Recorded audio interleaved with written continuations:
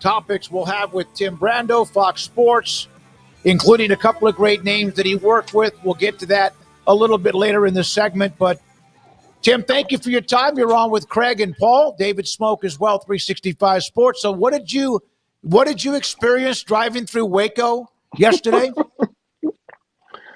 I thought I was in South Louisiana like 10 times, on a really bad frog strangler. That's what I felt. Yeah, that storm, it came blowing through, man. Yeah. And it followed me all the way to Shreveport. It did. Flat followed me all the way there. I think we pulled off at a by the way, Valero. I played in San Antonio. I played at the Valero Texas Open course there at the TPC San Antonio. Had a speaking engagement there with the people from the United Group. Had a great time, so many thanks to them. But I'm coming back. My wife is with me, and we were this is a nice little 7-hour drive from San Antonio home. And hey, honey, let's go by McLean Stadium. And boom, the bottom's dropping out. And we did need some gas, so I pulled off. And then as we began to drive away, I said, "Look at that! That looks ominous. That cloud, boy, that doesn't look good." And it couldn't have been more than maybe 10 miles out of there that we had to exit. And I generally don't get off the highway. I generally just power through. And then the alert started hitting our cell phones, like take shelter, and it was like, oh. So I got off at another one of these truck stop places. And sat there for about 45 minutes to an hour for it to, get to a point where at least I could see the cars in front of me. I took back off again. We go about another hour, and hell, it happened again. And we had to pull off. And so my 7-hour drive turned into about 8.5. But we got through it and, enjoyed one another's company. One of those stories that you love to tell. And I thought about you guys a lot. And I said, I can't wait to tell Smoak and the boys about this. Man, what a greeting. Hey, we would have put you up. We got, we were right there by McLean Stadium. It's I don't know if it's as good as a truck stop, but no, we don't have snacks. I'm a big fan of Love's Coffee. Yeah. So I like to stop at Love's or at Pilot because I prefer their coffee. But we had to make a few more stops than we wanted to make. Let's put it that way. But I had a great time, and I will always drive over flying anytime. An 8-hour trip is no big deal to a Southerner. We don't mind turning on Sirius XM or I actually, if we've been coming through Waco when you guys were on, this was earlier in the day, so for us, and I knew you guys weren't working, so I couldn't tune you in while I was coming through. But it was wild. It was wild coming through there yesterday. Emery, one of our producers, is from Oklahoma and sat by the door and watched it like an old man, which is the most Oklahoma thing about him, is that when a gully washer hits, we watch it like it's The Sopranos. Right. The funny thing was, literally, we got home, and it was one of those like stories out of, you get home and you're like, okay, do we have anything in the house? No, I think we emptied it because the kids were all here and the grandkids were all here for Easter. So we got nothing in the house. So I dropped off Terry, went up to Brookshire's, which is about a half a mile from here. I'm getting some food, and boom, now suddenly that 65-mile-an-hour wind is hitting that parking lot, and I was marooned there for about a half an hour. So I wound up seeing, I think, picks number 30, 31, and 32 last night, as it turned out, in the draft. So I missed most of the drama early in the draft. I was planning on, getting home around 6:30. Didn't really get there until about 8:30 or 9. All right, so there's so much to get to. Let's start with the draft. Obviously, Cam Ward, a great story, 0-star out of high school, among others. There was the constant look in on what's happening with Shedeur. Were you surprised that Shedeur was not drafted last night? Some said that could happen. No, I really wasn't surprised. And that's only because I listened to some of these guys. I'm not a big draft Nick at all. I dodged it like the plague when I worked at ESPN. I wanted no part of it. And, I'm not big on recruiting or signing day either. So I'm one of those guys that I do keep up with it because I like, I'm in the sports business. So from distance, I'm fine with it. But I never really wanted to be an evaluator of talent on this. And what I always found when I did my show on the radio for, almost 15 years, you can talk to general managers, you can talk to agents. You're never going to get the straight story ever. I mean, they just lie. I mean, they openly lie to your face whenever you talk to them. I admire guys like what Kuiper did in creating a niche for himself and for ESPN, and that happened shortly after I went to work there. I was doing my draft show, and I did when I was working in local radio in New Orleans. I hosted a draft show for the Saints at the Monteleone Hotel back in the early '80s, back in '82, and the whole city. That was back in the days when the draft was during the week and it was a daytime event. And typical of ESPN in those days, they turned it into something big. And by the time I started working there, they had hired Kuiper, and Mel was an Encyclopedia Britannica on it. And, there are a few others that have come up through the pipeline that have followed his lead and have done really well. McShay is outstanding, I think. I like Todd, and I've known Todd for a long time. As he was starting his career, he did some work with us and Pat Kerwin at CBS on the NFL side. So I've known him for quite a while. But I tried to stay away from it as much as possible. But I do get a kick out of seeing how things get moved around. When I heard what I did about Sanders and I found out all I needed to find out that made me believe he might be overlooked was the fact that he, number one, didn't go to the combine, and number two, didn't take part in the Senior Bowl. He could have done those things. And the NFL has a way of bonding over rejections to those who are not humble enough. And he was humbled yesterday. That was a humbling process for him. And he's, by the way, get in line. It happened to Aaron Rodgers too. It's happened before to a lot of guys, as good or better than you. So I'm not surprised by it. Will the Browns take him when things get started tonight? Likely, I guess, because of their situation. They've got 3 quarterbacks to go nowhere with. Deshaun Watson's been a proven bust with all kinds of baggage. Pickett's on his 3rd team, and he was a first-round pick, in 21? And Flacco is almost as old as us, David. So, so I think that they could arguably be the team that takes him, and that would be a sentencing for sure, because Cleveland is where a lot of quarterbacks have gone to see their careers end very soon for a long, long time. Going back to Tim Couch, and the hits just kept on coming, from that time moving forward. So we'll see. But I wasn't surprised. No, somebody's always going to be overlooked. That's a big name. Probably the retiring of his jersey at Colorado was sort of like throwing a little more fuel into the fire, so to speak, for some of those GMs. And I don't know that Dion meant for that to happen. Probably not. I don't think Dion is that way. I don't think he's wired that way. But by the way, I've got no problem with the young man being honored in such a way. I do think the timing, however, was probably, from a public relations standpoint, very poor as far as last night is concerned. Tim, you did several of his games over the couple of years he was at Colorado, and Cam Ward too. And Cam Ward. He was at Wazoo after he left Incarnate Word for his first big start. I posted it today. It was against Oregon in September of 22, and they should have beaten Oregon that day. And a lot of people were like, "Who is this kid?" It was sort of his coming out party. Yeah. Do you see, though, Shedeur Sanders being obviously in the right situation, a long-term NFL player? I think that part of the thing that hurts him is that he was not playing in an NFL offense and he didn't have a running game. So you've never seen him play a game that a normal NFL quarterback would ever have to play.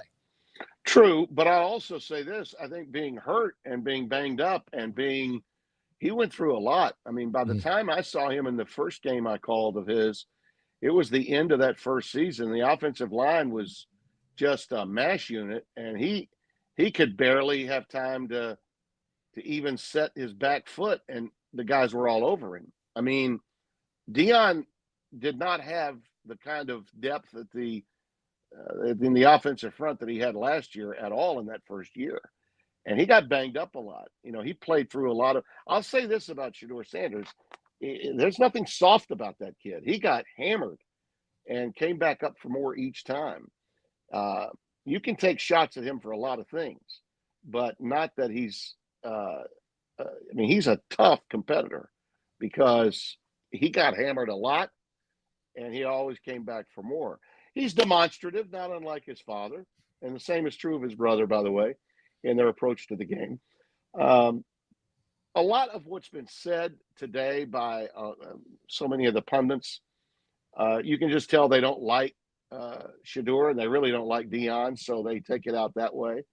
But then on the flip side of that, you see some of the other pundits that are out there, and don't get me started about these daytime embrace debaters. Are they having any trouble these days? Some of those daytime embrace debaters? I hadn't heard. Let's see how they do in an NFL character combine. Okay. But some of them have come in with this negativity about his posturing, about his lackadaisical approach and his bad interviews. But by the way, if he did bad interviews, that's on him. Okay.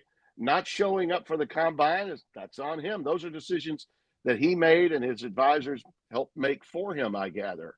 And I could maybe even see Deion saying, no, you don't need to do that. I could see Deion saying that. He had the same sort of mentality, obviously, when he came in as a pro. But I think he was also, when he was coming out of college, everyone knew he was a known commodity. And those were different times, too. We didn't have these back in 1986 and 87. Okay, we didn't have those. But when I see people injecting, I didn't see this about Baker.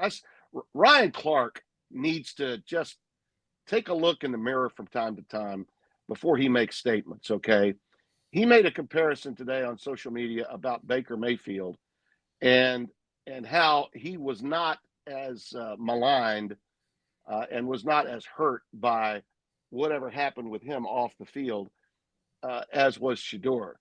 And in his own subtle way, again, is injecting race into the issue. And turning this into a race baiting issue is so stupid. It's so sophomoric. It needs to stop. Just needs to stop. I like Ryan. I remember him as a player, covered him as he was playing at LSU, making his way up through free agency to be a pro and had a marvelous career. And to this point, until recently, I thought he was doing a really nice job on television, albeit in that realm, that cesspool that is Embrace Debate TV. Sometimes these guys are just on too much and they've got way too much time to fill and they say stupid things. I thought what he said today was really stupid.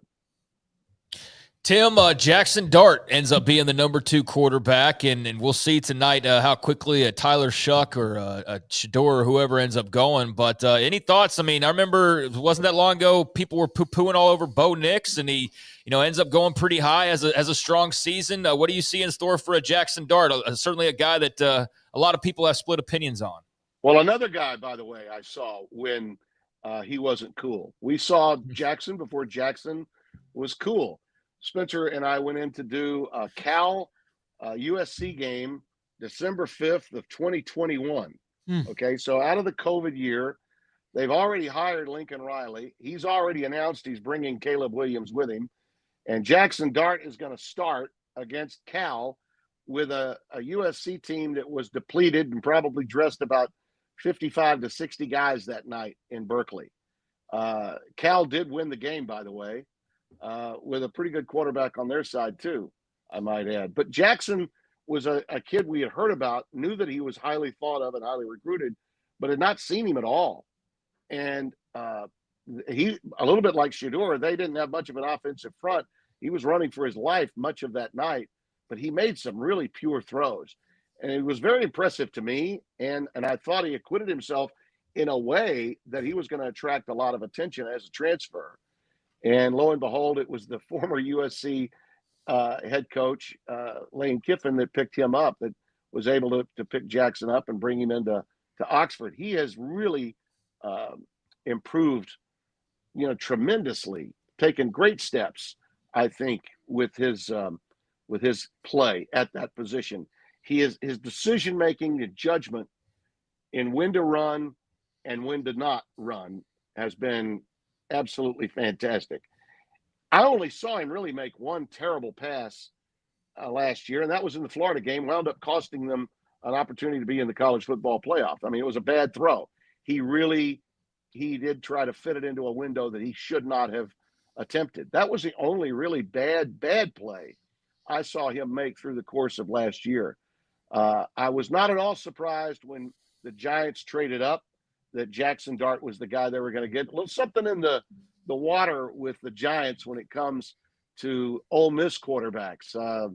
Going all the way back to Charlie Connerly when Archie Manning was coming up wearing number 42.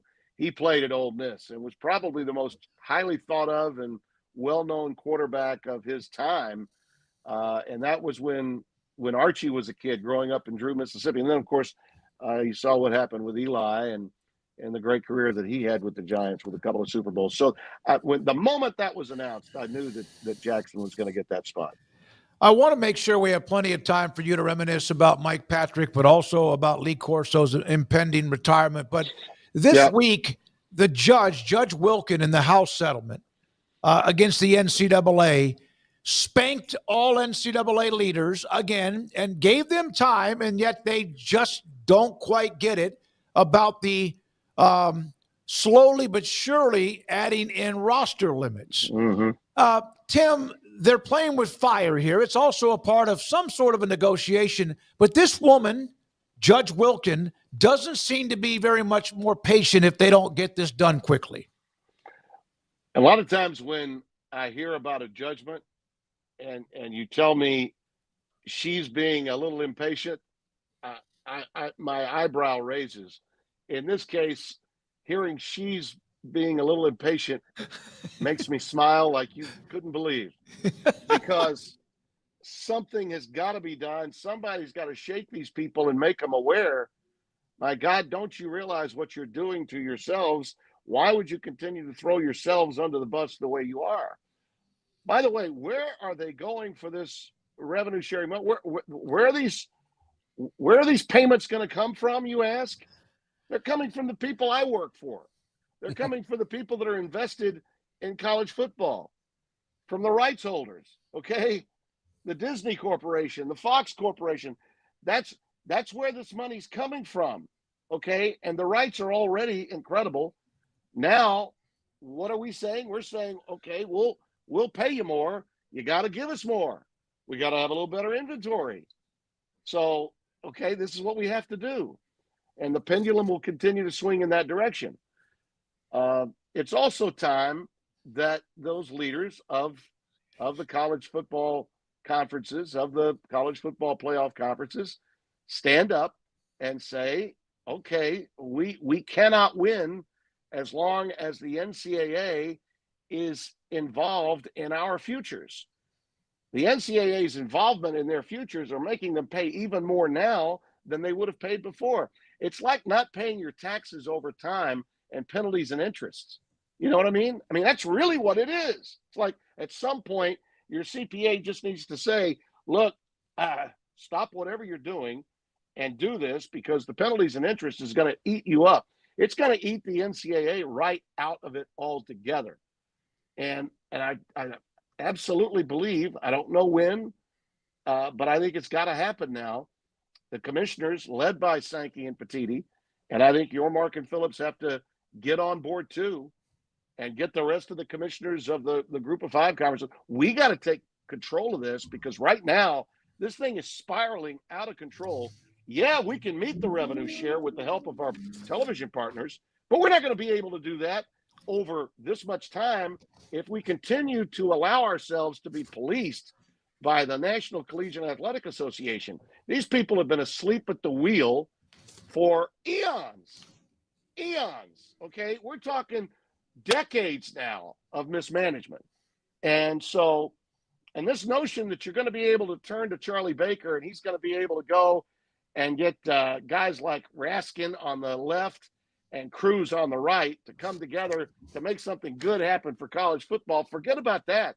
There's no time. Can you imagine the fallout and pushback that would come even with, a Republican-controlled executive branch and the House and Senate, if in fact they suddenly said, okay, here's what we're going to do to put up guardrails for the portal and NIL. Can you imagine that with everything else that's going on?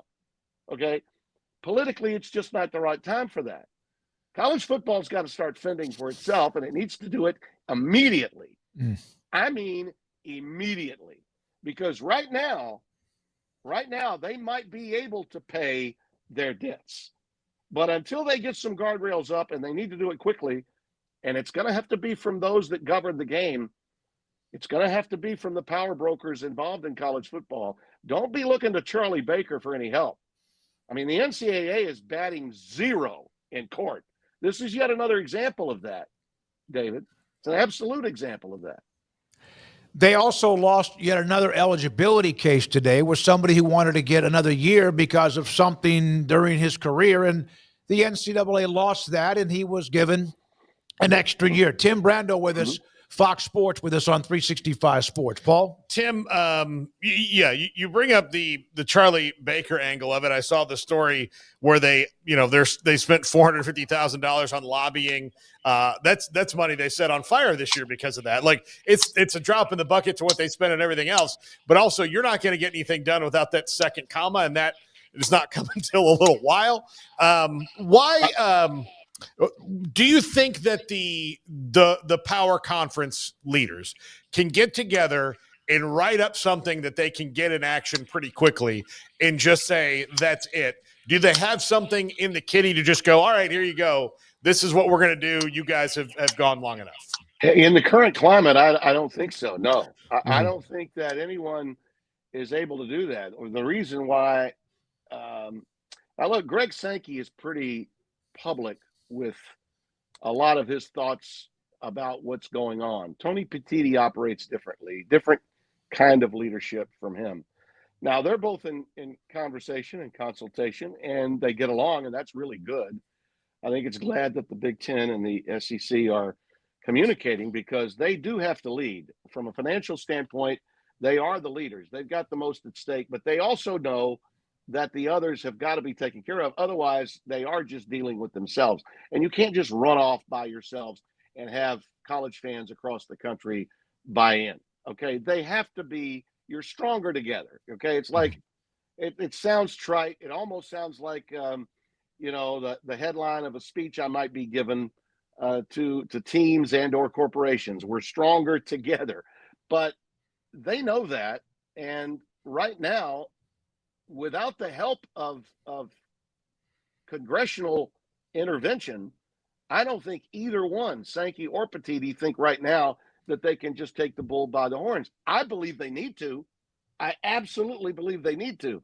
But I don't think that their lawyers are telling them that now is the right time. But pretty soon, their accountants are going to be telling them that. Okay? If the lawyers don't, the comptrollers will. Because there's only so many times you can dip in to the well, and that well is coming from television, and say we need. At this stage, if you're involved in college athletics from a business perspective, even with all the revenue that's been generated, for the good of the players, for the good of the coaches, for the good of the institutions, okay, for people in my business, it is a high risk, low reward industry right now. Okay. That's why you see projects like the UFL, where Fox is in control of a spring league. They don't have to pay rights for it, but they're putting programming out. Now, some might say, how many people are really watching? Well, more people are watching that than would be watching a replay of lacrosse, which would be the alternative if you didn't have it. Same is true with ESPN's coverage of the NHL. The NHL, you might say, how many people are really watching it? Well, you know what? For the number of viewers they get and the cost factor in buying it to have the rights for it, it's probably a really good deal for them. Football right now as great as it is for the viewer, and it's never been better, okay? If you're involved in it from a TV business perspective, it's a loss leader at this stage. Probably the NBA, thank God for them, because those are the rights that are absolutely killing a lot of corporations right now because the viewership is so low. But college football is skirting into some really damaging areas with respect to what they expect to come in terms of the rights to carry their games for what those corporations can get in return. You know, you got to have better inventory if you're going to ask for more money. And that's where they are right now. They need more money to take care of revenue share. And we're doing everything in our power to cooperate. I really believe that. I think the people at ESPN, there's one commonality between ESPN and Fox, is that both corporations are really invested in college football and want to see it succeed. So much to the point that when they ask for help, you know, my bosses and their bosses are willing to give it at every turn. They're willing to give it. But how much more can you ask for, really? Okay. Because you've got to get some guardrails up. And whether it's for the portal or for NIL, we got to find a way to limit the number of unrestricted free agency stories that we see out there. And now that the players can be paid directly by the institutions, that's the biggest change. Fans keep wondering, well, wait a minute, that money comes from collectives, right? Now the money now will be coming from the schools themselves. And so they got to get some contracts written. They got to get some legal things taken care of.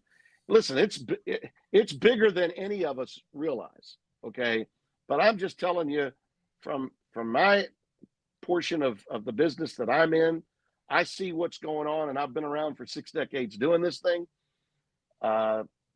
College football was made by television and cable proliferation first, okay? Right after the CFA was formed, after the NCAA lost that lawsuit to the universities of Georgia and Oklahoma, there was a huge boom. I wouldn't have made it to where I am today. We wouldn't be talking about Lee Corso in a couple of minutes if not for that deal being done in 1984. Okay, there would have been no game day. There would have been no live college football on cable television. Okay, it was still beginning one game only on ABC, courtesy of the NCAA contract. Well, we're in a similar situation now. We've got way too much out there that's on, and everybody's got to pay for it. And most of those everybody's are really, we're doing everything we can to make a profit on the product. And more you're seeing with the influx of games on conference networks, the money that's doled out for production for all these games that are televised is immense. And you're going to get a gazillion cameras and great coverage of the biggest games, but more and more we're seeing games stripped down, fewer cameras, people calling games from studios and closets. And you know, why do you think they're doing these things from a production standpoint? They're doing them to save money. Why? Because all that money's being spent just for the rights to carry the games. And again, I know fans really don't care. They don't care.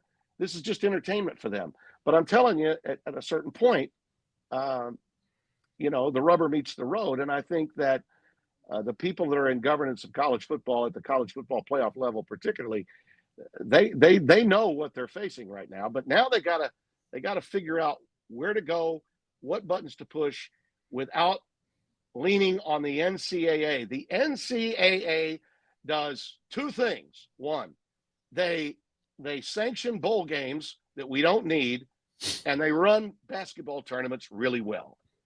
After that, they do nothing correct. They do nothing correctly. Okay? So get the hell away from them and do it yourself. You mentioned Lee Corso. I want to make sure we get a chance to visit with you about him. His last game day will be at the end of August. There's always the thought it might be Florida State, Alabama, or maybe it's Ohio State, Texas. Whatever it is, his impact from he was like everybody's favorite uncle or everybody's just favorite character, football coach, but just, God bless you, just wanted to go up and hug him. Yeah, well, I can tell you this. He was a lot more than just the clown prince of college football. the way he's been portrayed by so many in the aftermath of this announcement. Yeah, I understand that things changed for that show the moment he put the Buckeye on his head in 1996 for the first time. But from the time he auditioned with me in 1987, in the late summer of 1987, along with Pepper Rogers, and he basically conned Pepper Rogers into not wanting the job even before he auditioned himself. You really don't want to come up here every week, do you? I mean, you're set. You don't want to give up those speaking engagements. They're going to want somebody up here every week.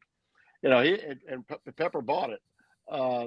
And he was willing to do games as well as the studio. And he did with Mike Patrick a lot of Saturday games. And then he would report for us on game day from that location.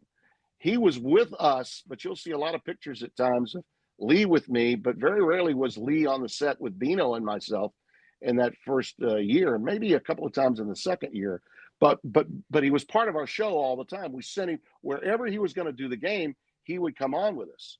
The side of the A&M game with Alabama, when speaking of weather, the Hurricane Bowl, when Hurricane Gilbert moved and Bill Curry wouldn't take his team there. I was doing sort of a Ted Koppel back and forth with the two coaches, and they're throwing darts at each other. And Corso is there at College Station playing the role of the arbiter between the two of them.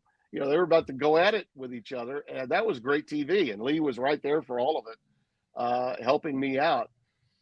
For those that don't remember, that game was moved to the first week in December and played after the A&M Texas game, after the Auburn-Alabama Iron Bowl game in December on a Thursday night. And Corso and I wound up calling the game in 1988. And Fowler was on the sidelines that year. Lee was he was an X's and O's guru. Bino was our clown prince. We used Bino in the same role that Corso became after 96 when he put the headgear on. But Lee watched Bino, and he saw that Bino didn't mind being the butt of the joke. And so he knew after Craig James had come in and left for CBS, and then Kirk Herbstreit came in, that he could be the guy that was having all the fun. And he could be serious, and no one was better at analyzing a game at that time than Corso. Hell, he'd been on the sidelines coaching the Renegades in the USFL in 1985. That's how the contact between ESPN and him had begun. And so it's amazing to think the transformation that he went through in the aftermath of his stroke. I wasn't there for that. I heard a lot about it from people who were. And I think that the version of Lee that I saw was an incredibly talented and gifted guy that was driven to be the biggest thing in college football. He had a vision that College Game Day was going to be an iconic show. I did not share that feeling at all. I don't think Fowler did when he took over from Bob Carpenter. I think most of the people there that were part of that show felt like Steve Bornstein, who was our boss, had a vision. I just wanted to use this to get the hell out, to go call games somewhere. But Lee thought this is going to be something big. He told me right before our first show, after a meeting in Steve Bornstein, our president's office at the time, he looked over at me and said, "Timmy, college football doesn't have a Dickie V. I'm going to be college football's Dickie V." And at the time, I thought to myself, "My, really? What?" And then that's exactly what he became. He became, ESPN in those days, we only had 25 million homes. All right. We weren't a big network. We were better than local television, right? We had rights to call games, but we had 25 million homes. We were like a AAA team in a major league franchise. We were trying to make the big leagues, ABC, CBS, and NBC. ESPN was a great place to grow, and we all did. But it was Lee that had a vision that not only would he grow, but the company would grow with him, and this show would grow with him. Chris Berman was the first star of the studio. Vitale was the first star of games because of college basketball's role in the growth of ESPN. But Lee Corso was and remains the star of college football and at ESPN, and really a star for all of college football on television, period. No one got the reaction from the fans quite like Lee Corso did. And his willingness to fight through the physical ailments that came from that stroke, And to be as vulnerable he was on that set, knowing full well that people here on these babies were going to be taking shots at him, he didn't care. He just plowed right through it. And even when he was not at his best and he lost his train of thought, you still clamored to see what he was going to do at the end of that show. And he always brought it at the very end. I give Kirk Herbstreit and Chris Fowler a lot of credit for humanizing that moment and really sort of humanizing themselves through that, because you could see in their hearts and in their heads and on their faces how much they wanted to help Lee. And I thought that was one of the things that made the show magical in its last few years. Think about this, David. How would you like to wake up in the morning knowing that the greatest years of your professional life would be in your 60s, your 70s, and your 80s? Because that's exactly what they were for Lee Corso. He was building to that crescendo in '96 at a time in 1987 when he was telling me, I'm going to be the Dick Vitale of college football.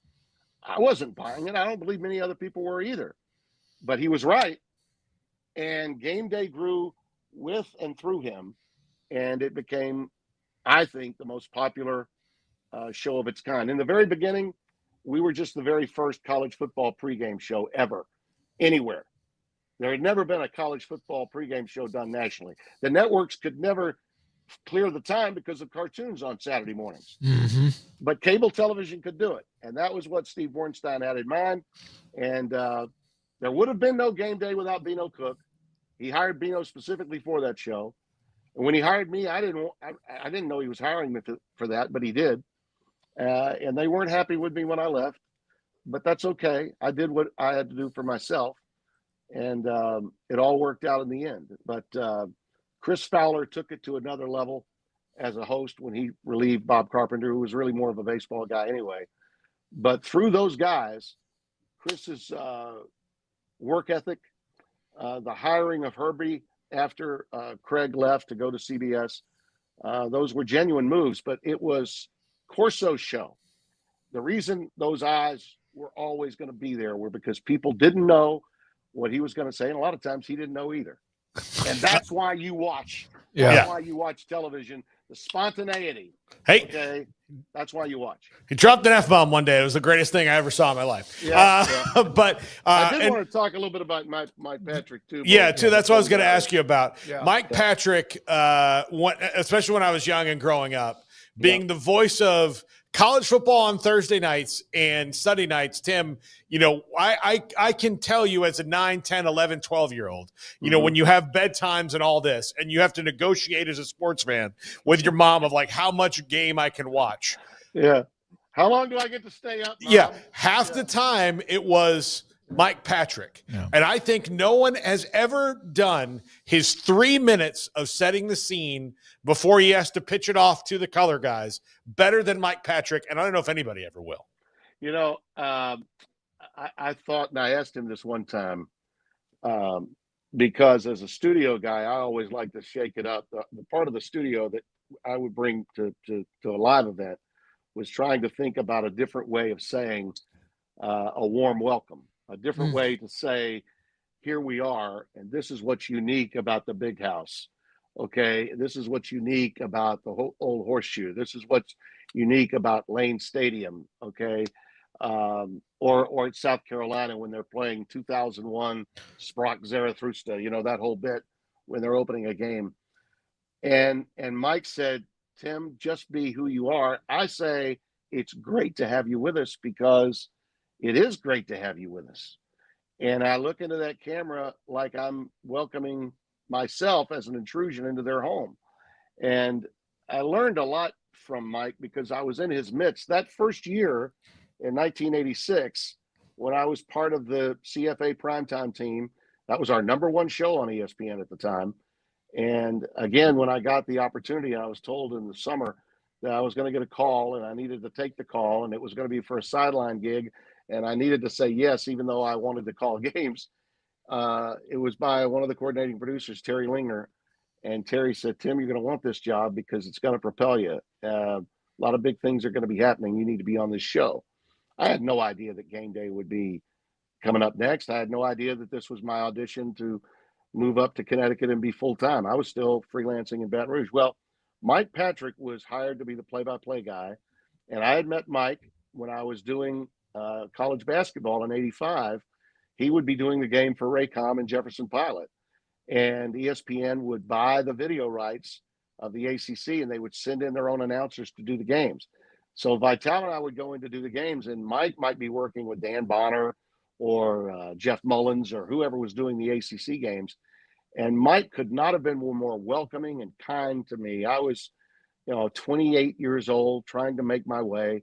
Had no idea that when the call came for this big gig in '86, still wasn't full-time, but it was going to lead to a full-time job, that the guy that would be in the booth would be Mike, and that he and I would be together for that entire season. I learned so much from him, his humility and his ability to win over the people that he was working with, producers, directors, cable pullers, cameramen, getting to know them by the first name. Mike was from Clarksburg, West Virginia. And just like I'm from Shreveport, Louisiana, he never lost sight of his roots, his, hey, how you doing mentality, and looking into that camera and saying, it's great to have you with us. You believed him. Am I right? When he said that, you believed him. It's great to have you with us. Just like, Nance might say, hello, friends. His great to have you with us was that moniker of his. And the way he orchestrated a booth, his relationship with his spotter, his statistician to go along with his analyst, the whole team thing. It's not about me. It's about we. It's always us. It's ours. It's not mine. It's us. It's ours. I learned a lot of that from Mike in that first year. And the following season, he went off to do the NFL because they got the NFL contract. And for half the year, he was doing that. For the other half, he did college, did some games with Corso, as I mentioned, during that period when we were doing game day at the same time. This was all before Ron Franklin came along. And he actually worked with Godfrey before Ron did. So I got to know him extremely well. We did 7 College World Series together. I did the afternoon games. He did the night games. And he came to me once and he said, Tim, these kids are not on television the way the football and the basketball teams are. So we've got to introduce them to America at the College World Series. And we have to do so in a way that makes it sound like we've been following them all year too. And we haven't. I said, that's right. So when we sat down with Augie Garrido or with Skip Bertman or you name the great Cliff Gustafson, any of the coaches from the primary teams that were on, Jim Brock of Arizona State, we would go player by player through their battery, through the lineups 1 through 9, and then the other guys that could be coming in, left-hand hitters, right-hand hitters, and we'd have these big 5x7 index cards just filled with information. I did the afternoon games. He did the night games. But when a team would lose a game, drop into the loser's bracket, and have to play an elimination game, I might get a team that Mike had. And Mike said, Tim, when we meet with these coaches, let's don't ask the same questions. You take the cards from the games I prepared for. I'll give them to you. Then you give me the cards that you prepared for. And when we have teams that were in our brackets, when we go into those meetings, we already have that information. We can ask better questions, and we can add to the information in our homework. He was all about team. He wanted to share his information with me and for me to share mine with him to make it a team thing. There's no other broadcaster that I've ever been around that ever offered to do that. And you know what? It did make the product a lot better because you're there for almost 2 weeks doing the College World Series. And when you meet with the coaches, you got to have something fresh to discuss, not just what happened in the last game, but give me more on this guy. Give me more on this relief pitcher. He was all about preparation. He was all about relatability and connectivity. I remember that about him probably more than rest his soul. He's one of the all-time greats, and not enough can be said about him.